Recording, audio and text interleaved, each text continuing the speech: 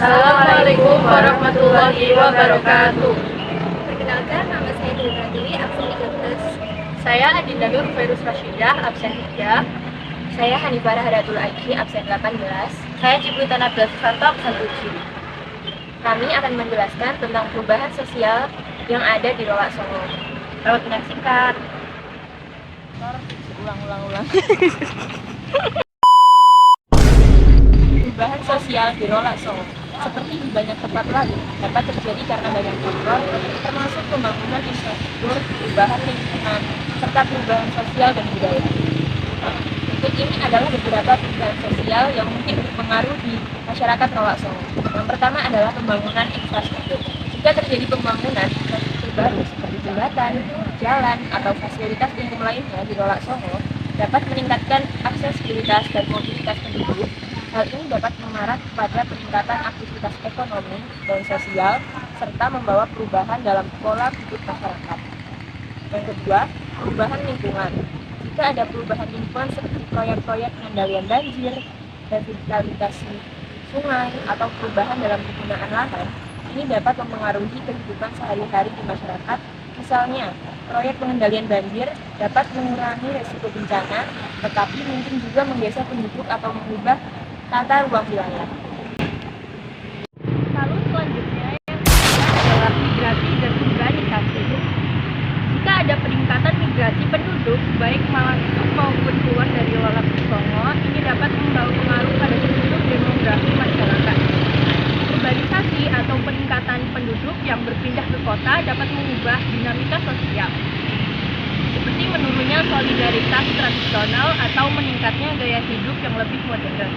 Lalu yang keempat, pengaruh teknologi.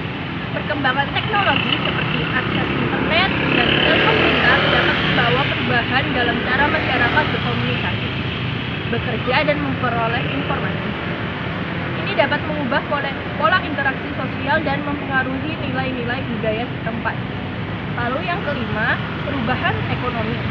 Jika ada perubahan dalam struktur ekonomi, misalnya peningkatan usaha kecil, industri pariwisata, atau pertanian modern, ini bisa mempengaruhi pendapatan dan kesejahteraan masyarakat. Perubahan ekonomi seringkali membawa perubahan dalam struktur sosial, seperti kelas sosial dan distribusi kekayaan. Merupakan faktor-faktor mendorong perubahan sosial di Rolak Songo atau di masyarakat pada umumnya mencakup beberapa aspek, yaitu 1. Perkembangan teknologi. Inovasi teknologi seringkali menjadi pendorong utama perubahan sosial. Misalnya, dengan masuknya teknologi komunikasi baru seperti internet dan telepon pintar, masyarakat dapat mengakses informasi dengan lebih cepat dan luas, yang kemudian mengubah pola komunikasi pendidikan menggunakan cara tertentu. Kedua, yaitu pendidikan. Peningkatan tingkat pendidikan di masyarakat dapat mendorong perubahan sosial, karena pendidikan memperluas wawasan, mengubah pandangan hidup, dan meningkatkan keterampilan masyarakat. Masyarakat yang lebih terdidik cenderung lebih terbuka terhadap ide baru dan lebih cepat. Yang ketiga yaitu ekonomi.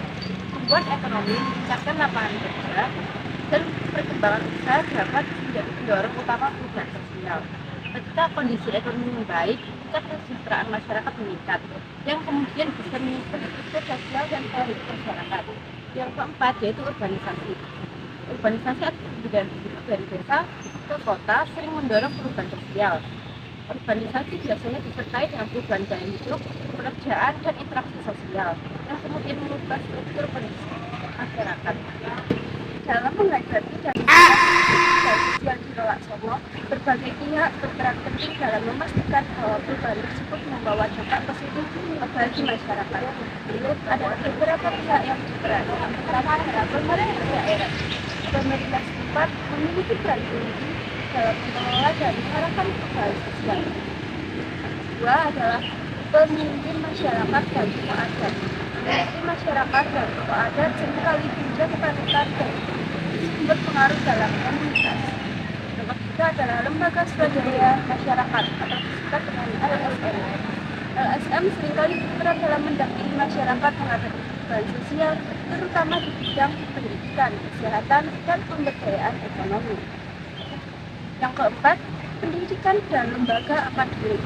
Lembaga pendidikan berperan penting dalam membekali masyarakat dengan pengetahuan dan keterampilan yang diperlukan untuk menghadapi perusahaan sosial. Yang kelima, pengusaha dan sektor usaha. Sektor swasta dapat berperan dalam menciptakan lapangan kerja dan meningkatkan ekonomi lokal. Media massa. Media memiliki peran dalam menyebarkan informasi dan meningkatkan kesadaran masyarakat tentang perubahan sosial yang sedang terjadi. Kelompok pemuda. Pemuda sering menjadi agen perubahan sosial karena cenderung lebih terbuka terhadap ide-ide baru dan teknologi. Yang kedelapan adalah masyarakat itu sendiri. Partisipasi aktif masyarakat sangat penting dalam mengatasi perubahan sosial. Kesediaan beradaptasi, dasar baru, dan berkolaborasi dengan berbagai pihak dalam kunci keberhasilan dalam menghadapi perubahan sosial.